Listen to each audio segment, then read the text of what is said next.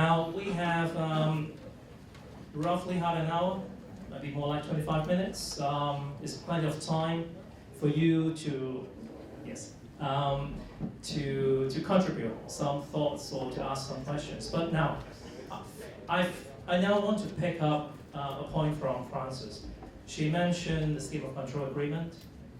She mentioned Prentice's earlier question about whether that's the bottleneck or whether that's the barrier for renewable to become more popular or more, commonly utilized in Hong Kong.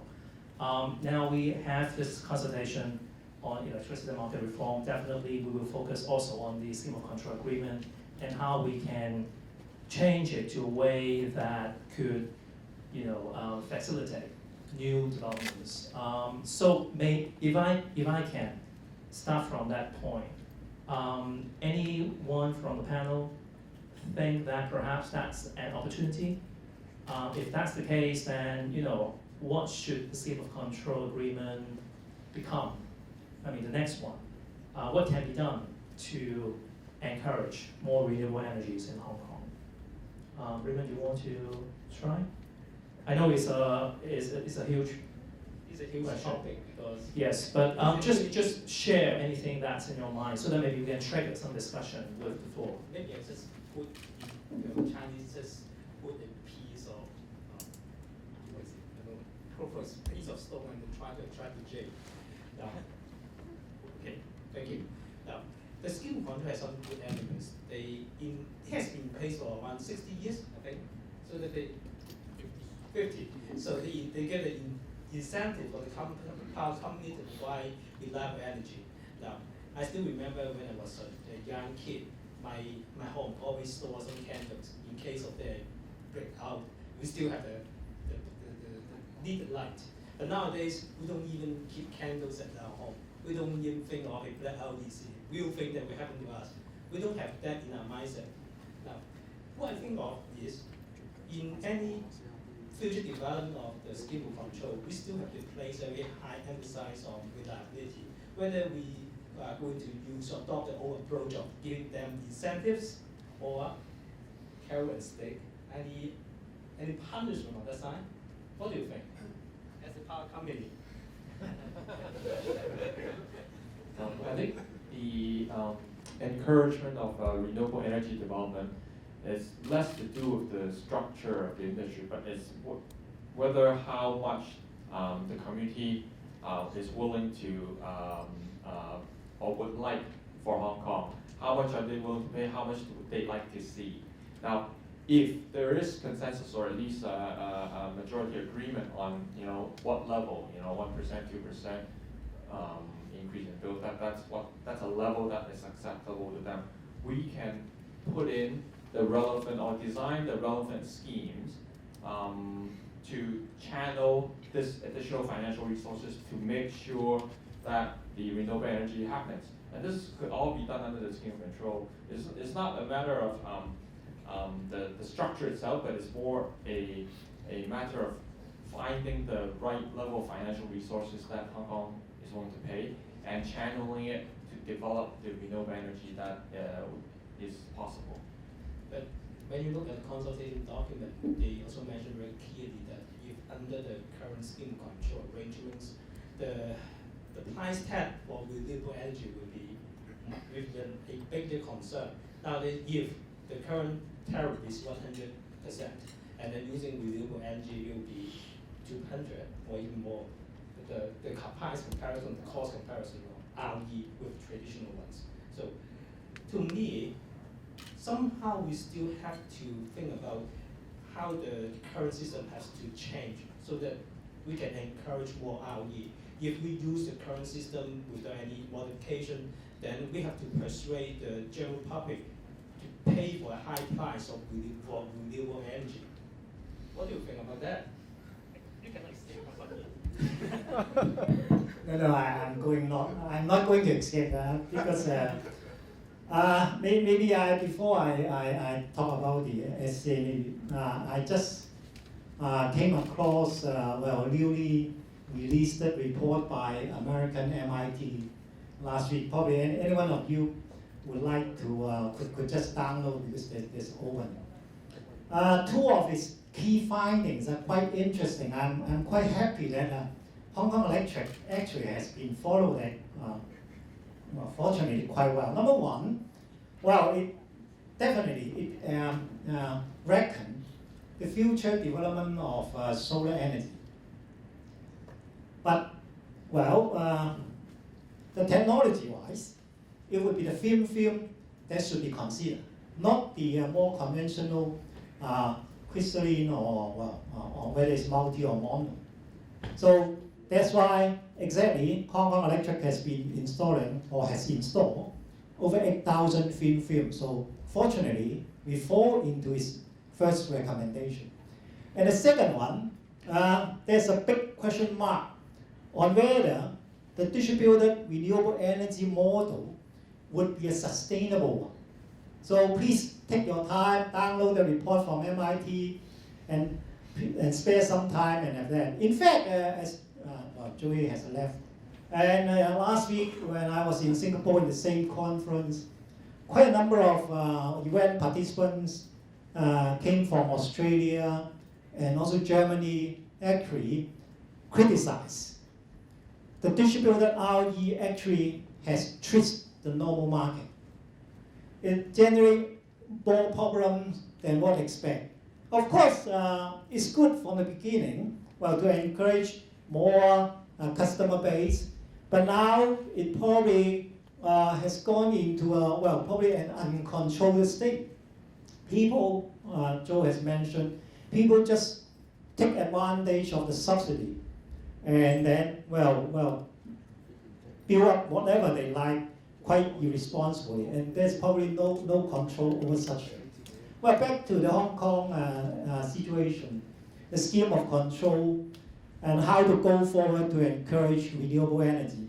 I think the number one questions we have all to ask ourselves, is it really effective from the social cost perspective to encourage very limited building owners to make use of their roofs or whatever open areas to install this small solar panel system around? Forget about wind. It's probably hopeless on shore for Hong Kong. I could tell you. Unfortunately, our site is blocked. Our substation just next to the harbor crossing. You could see there is a small wind turbine. On average, it only could generate less than 1.5% per year. So even in Lama Power Station, we have some small wind turbines, but again, it's disappointing. So probably the only foreseeable and practicable renewable technology or renewable resources available in Hong Kong probably is solar. So that's why I think we could just focus on the discussion of how much rooftop or how many rooftops we could be available, and whether it's really cost effective, and whether we should use taxpayer money or whoever public costing to manage the future development of such development. I think I have to stop it. CW is so eager to stop. I just want to make a point. I mean, so we are talking about, we have a presumption that this SCA will continue, right? So as far as renewable energy is concerned, I mean, it's really the government policy, so be policy driven. Now, in terms of economic scale, it will be much bigger the better. So we have the supply side and demand side. What I would like to see is the supply side. Okay, supply side I mentioned about that two offshore wind farms and will cost more than 10 billion and produce something like 7,500 million kilowatt hours, and the capacity factor is about 23%. Now, most important is transparency. Well, I suggest power companies to give all the data, technical data, the cost data, and tell us that what will be the impact on the tariffs as a whole, and let the community to make a decision whether we should go ahead or not. For demand side, it's just for the maybe the household while the developer feel good to have renewables. It's very costly to do that. And you want to retrofit on this existing building there, you talk about the loading, worry about you will damage the what we call the membrane up there, the waterproof membrane, and then you should need to be considered. Maybe for new buildings, you design it with all these, the support beams already in place, then you can build a wind farm, build the panel. That will bring down your construction cost, and then compare with it, okay? And I still feel that maybe some people feel good to have distributed REs. So it should be mandatory to have FIT system in places to support. But the question is allocation of cost. Whether it should be all to consumers, or partially passed on back to power producers, or from the general taxation development subsidizing. Okay, now this self-moderating group is functioning so well, making my job so easy, just standing next to them. I've quietly received 5 questions. Okay, is it 1 or 2 over here, Vivian and Mary? 1, 2? Okay, so 6 questions. And Johnny and the lady to my right on the second row, Robert, 1, 2, 3, and Jordan. Okay, now one by one. This lady first. Hi, I'm from Friends of the Earth. My name is Smita Arshi. I have a simple question to ask. Why are we in Hong Kong, living in one of the most developed cities in the world, looking at the willingness to pay rather than the capacity to pay? I mean, we have the largest number of millionaires in the world. Put it in comparison, India, as the entire country, has almost the same number of millionaires that Hong Kong alone as a city does. And we have the highest per capita income. Why is it that given a choice, I would not want to pay a single penny for electricity. I have no willingness to pay. But why are we looking at the willingness to pay rather than the capacity? And again, reiterating, the NGO's concern, I do not, thinking of the environmental impacts of continuing with our situation as of today, there are 3,000 people that die every single year because of air pollution. Are we not ready to do anything about it? Thanks. Thank you. Can I also take Robert's question? Robert Gibson, affiliated with the University of Science and Technology and Civic Exchange. Renewable energy itself is not the objective. The objective is environmental protection and doing it in a way which is affordable. I do think in this conversation we need to bear in mind the scientific advice that we've received, that we need to be, as an advanced city like Hong Kong needs to be carbon neutral by 2050, and we need to start moving there rapidly. And the question is what policies will do that? And in this context, I do think that we have to think about the Greater China context, and we do have to think about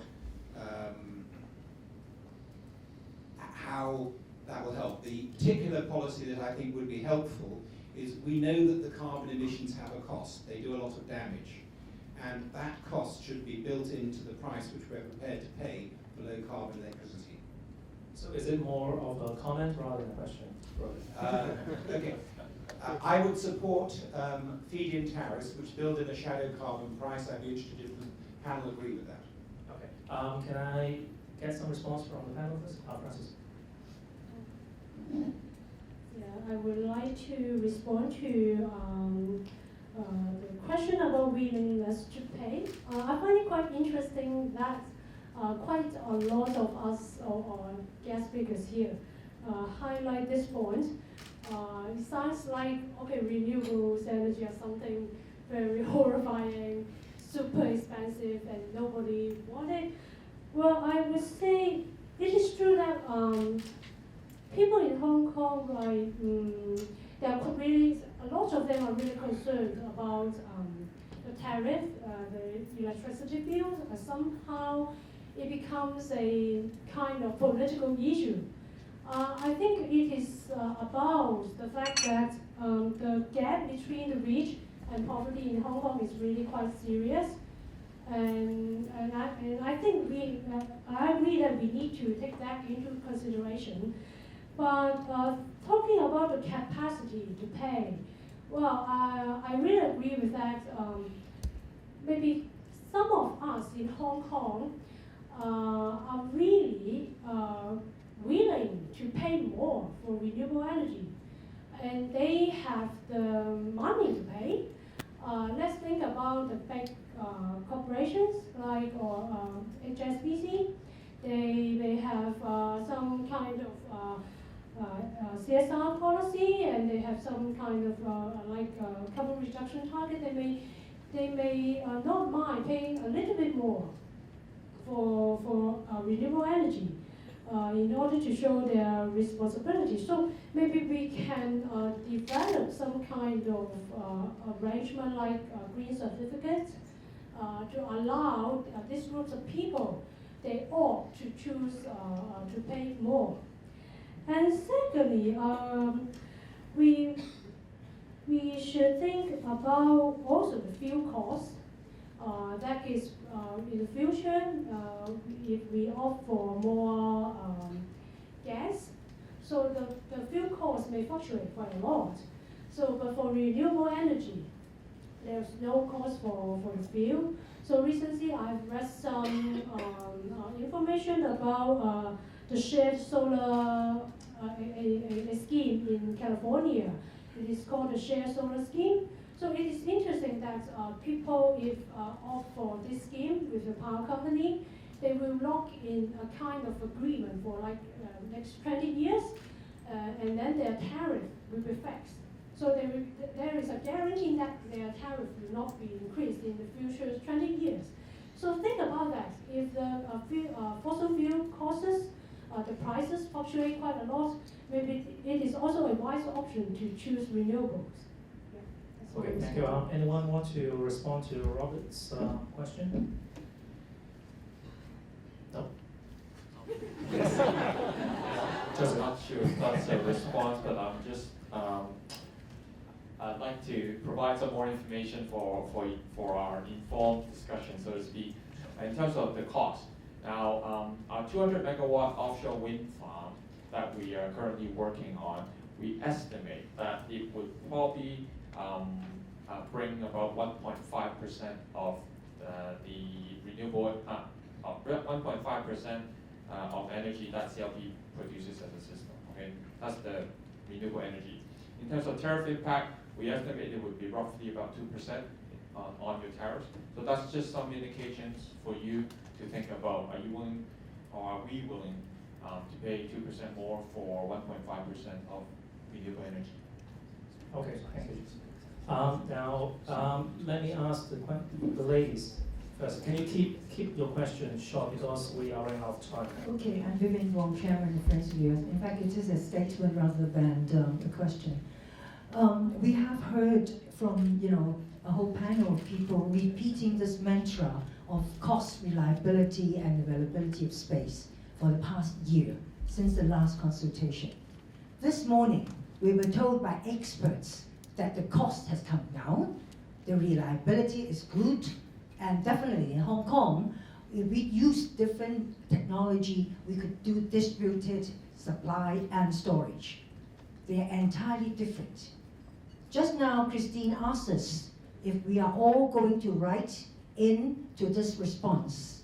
And I call upon all of you, more than 150, to each write one into the consultation and tell them that what they said about renewable energy at the last consultation, you did not participate. If you really think that we should have a renewable energy of 20% or 50%, whatever it is, write it down. Because that is the target that we want. And as Robert said over the other side, this is for our environment, this is for climate change, and this is something we can afford. We have a choice. And at this point in time, if the government does not actually study what EEG has, in Germany, then they are going to have the same as usual SOC, right? So the scheme of control cannot be status quo. We must fight against the change, the status quo, and ask for a change. Some of the points as we mentioned, you can say whatever that you think is important in order to make it work. But definitely, we need a timetable for the two electricity companies to change. Whether they will provide the renewable energy 20% that other countries can do, or open up the competition as mentioned earlier and get this done. Thank you. Mary. Also, I'd like to challenge the assumption or the strong assumption of reliability. I believe that if we don't talk about out-of-the-box thinking, we just perpetuate the status quo. So reliability, what do we mean by reliability?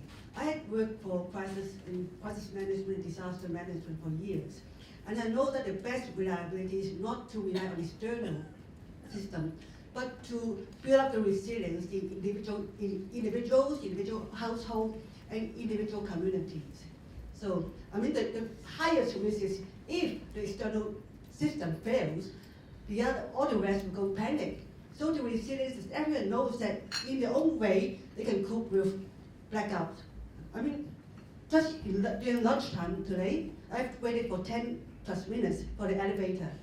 No one panicked, right? Because it's expected, so it's lunchtime. So in Hong Kong, we build up the human resilience that what happens if there's blackout? I mean, is it really so terrible? 20 years ago, I returned to mainland, and the electricity is highly unreliable. Well, there was discussion that people, I mean, without TVs, without computers, people relate better. Without light, people talk. We don't really, I mean, that's very, I mean, even building human resilience related to each other without electricity. Well, thank you so much for your comments. Johnny and Jordan, and then I will ask the panel to respond collectively, okay? I get a little bit irritated, although my good friends Joseph and TC there they keep talking about cost, and so are you willing to pay for it? Yes. So then the question is, okay, number one is, okay, what about the power companies? Why aren't they not paying for it?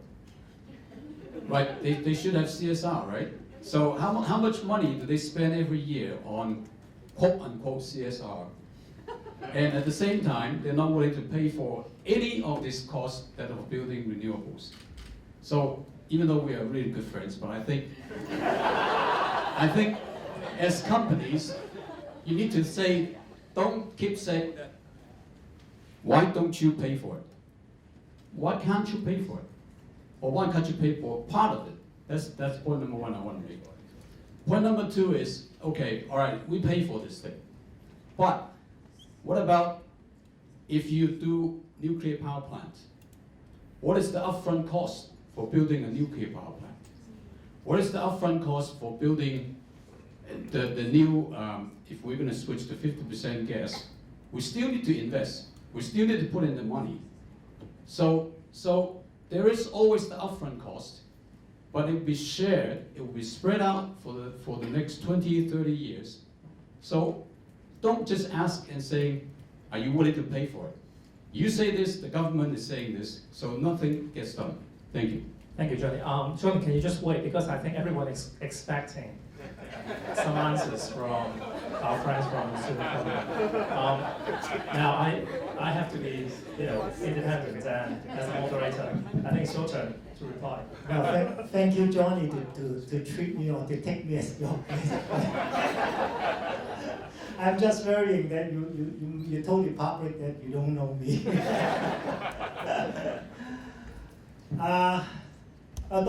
Don't read us wrong.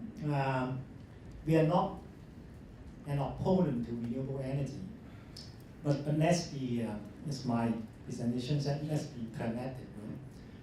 Right? We are not,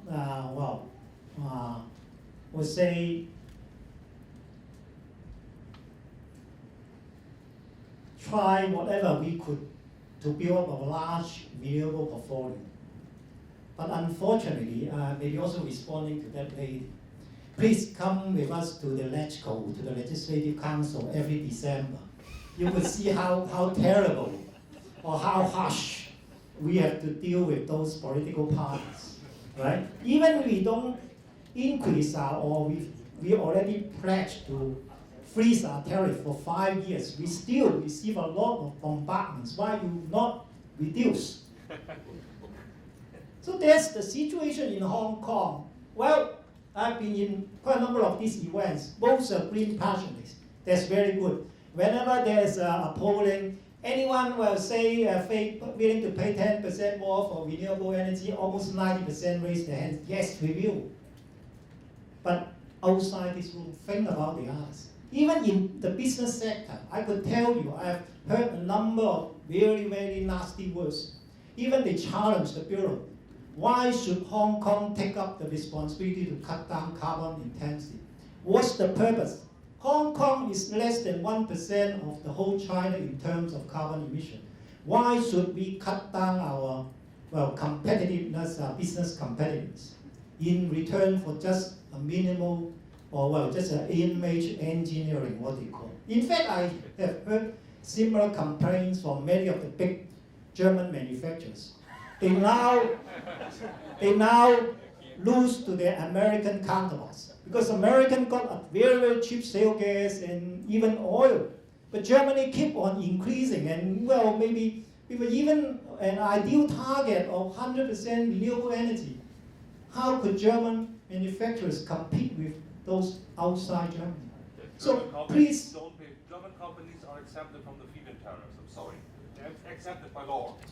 Yes, you're right. But unfortunately, here few people have such a passion, and even the government is pursuing. Probably Professor So could give you how difficult his position to balance between the government and the public. So it's not as easy as what most of us think. Well, why not do this? Why not do that? But the reality is, we have to cope with most expectations from our customers, not simply what we want or what we do not want. I hope you could understand the reality in Hong Kong. Well, for example, like quite a number of you complain that Hong Kong tariff is too low here, but once outside this room, it's a totally different story. Thank you. Do you want to add something? One very interesting observation. If in Hong Kong we have a scheme where the businesses don't have to pay this extra cost for renewable energy and the residential consumers have to pay, I imagine there could be riots on the street. Okay. Now, Jordan. Jordan Emery with YBL Consulting. I really appreciate the afternoon session. We heard a lot about the specific constraints of Hong Kong and renewable energy in Hong Kong. And not just the technical constraints, geographic constraints. It sounds like there's a lot of cultural constraints. The United States, we have the attention span of children sometimes, so our contracts last a year, whereas you can have contracts that last 10, 50 years. This is extremely interesting, but it's also it creates a very local context.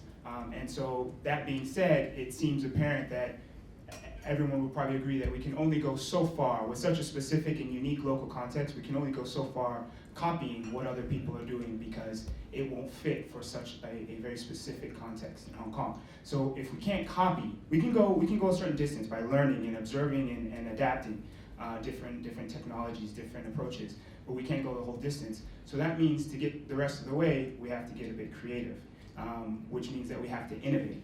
So my question is, and we heard in the morning, even from your best friend, that it's difficult.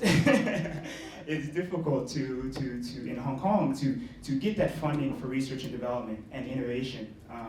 And so my question is, from the panel, what role do you think the private sector, the utilities, the government can play in helping us go that extra distance with innovation and creativity to solve these very unique problems for a very unique local context? Thank you, Jordan. I think this is a very good question. Anyone?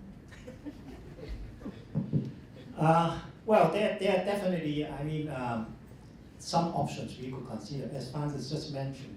Whether those big conglomerates would like to take up, say, she called HSBC. In fact, I understand quite a number of big American conglomerates like Google. They even build their own renewable, right?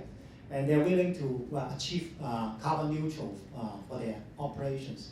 So as he's talking about only a few percent, whether they really have the passion to pledge to the Hong Kong communities, don't worry, we need the renewable. All the renewables built in Hong Kong, they could easily, take up without affecting other, not so interest customers.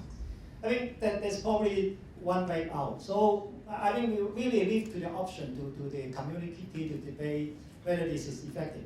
And in fact, I would like to like to correct some very fundamental issue. Most people in Hong Kong consider that renewable energy in mainland China is unlimited. But is that true? Probably. CLP is trying to develop many wind farms, but none of them within our 200-kilometer radius. Right?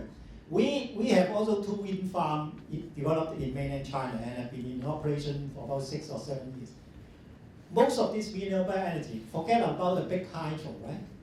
They are really in a high competition. Even those big generating companies in mainland China, they are trying to snatch up whatever land available for their commitment or for their target to the central government for the 2020. Probably Mr. Lee could supplement on that as well. So it is not easy. Of course, you say, well, Hong Kong is only a little bit, why not give us, whether at a low cost or reasonable one, then probably it's something else. So we have to ask ourselves whether before China reaches any renewable energy surplus, should we just take simple way out and set peace, just like water. So that's I think the question we have to ask ourselves. Yeah, perhaps I would like to mention about that. We always talk about renewable. We focus on wind and solar PV.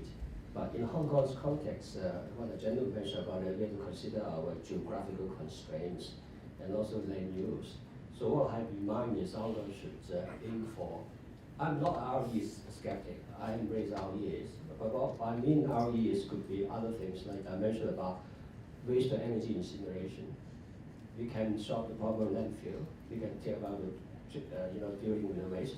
If we have 3,000 tons per day, that will give you 2% Hong Kong renewable energies, and plus the offshore wind farm, provided what the course mentioned about is only 2%. If the community can find it acceptable, why not? We'll get another percent.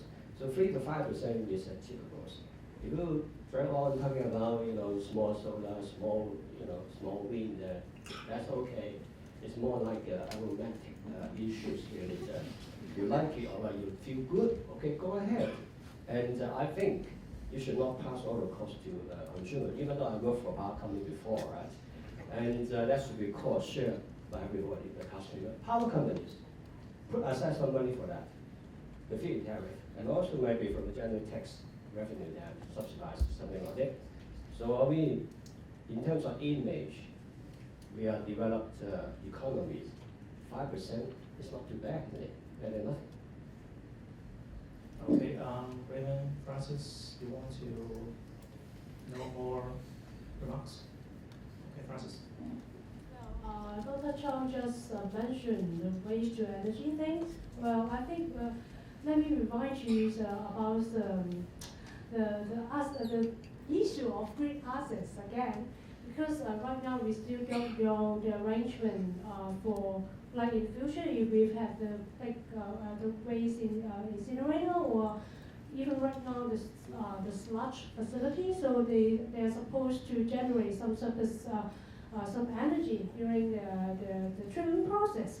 So will those energy be fed back to the grid for free of charge, or will the power company pay back to those facilities?